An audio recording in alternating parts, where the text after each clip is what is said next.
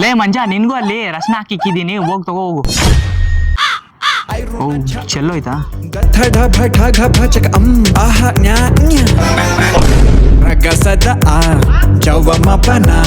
ಲೇ ದೊಣ್ಣೆ ಬಿರಿಯಾನಿ, ನೀನ್ ನನ್ಗೇನಾದ್ರು ಹೇಳೋದ್ ಮರ್ತೋಗಿದ್ಯಾ? ನಾನು ಏನಾದ್ರು ಹೇಳ್ಬೇಕಾ? ಅಂಥದ್ದೇನು ಇಲ್ವೇ. ಓ ಇದ್ದ. ಲೇ ಮಂಜ, ಅಲ್ಲಿ ಸ್ವಲ್ಪ ಮಿಕ್ಕಿದೆ, ಇವ್ನ್ಗೆ ಹಾಕೊಟ್ಬಿಡು. ಅಲ್ಲೇ ಇದೆ ನೋಡು, ಎತ್ಕೋ. ಏಯ್, ಅದು ಬಿಟ್ಟು ಬೇರೆ ಏನಾದ್ರು ಹೇಳೋದ್ ಮರ್ತೋಗಿದ್ಯಾನೋ?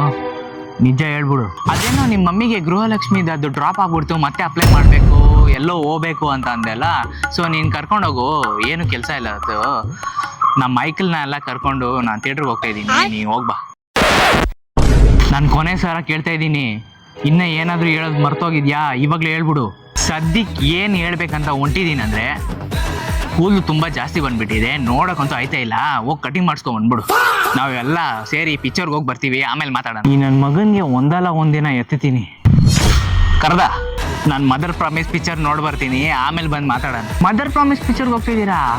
ಇದು ಮುಂಚೆನೇ ಹೇಳಕ್ಕೆ ಅಂದ್ರು ನಿಮಗೆ, ಬಂದೆ ತಡಿ.